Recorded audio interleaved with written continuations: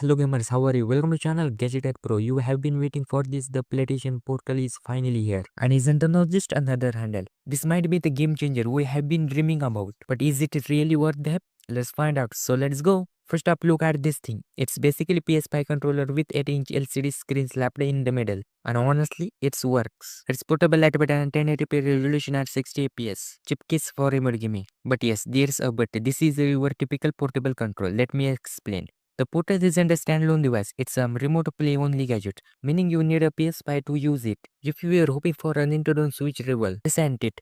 But here's the good news, it's seamlessly attached it's over Wi-Fi and the connection was the buttery smooth. No lag, no stutter, just pure gaming bliss. And speaking of the bliss, the DualSense features are here. You still get a haptic feedback and adaptive triangle that make PS5 gaming feel so immersive. Imagine playing Spider-Man 2 on this thing. Oh yeah, it's that good.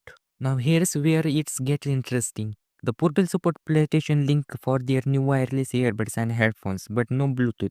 Yeah, I know, if you don't have PlayStation compatible audio gear, you are stuck with wired headphones. Old school, but hey, it works. So who is the PlayStation Portal really for? Hardcore PS5 or want to game from bed, the kitchen or even the backyard. If you are travel a lot, don't always have access to your TV, it's perfect. But if you're looking something that can run game independently, you might want to stick with the Switch or Steam Deck. So is the PlayStation Portal worth it? For $179, it's a solid pick if you are already in the PlayStation ecosystem. It's not groundbreaking, but it is convenient, smooth and ridiculously fun to use. What do you think, game changer or me? Drop your thoughts comment below. Hit the like button and subscribe for more honest gadget review.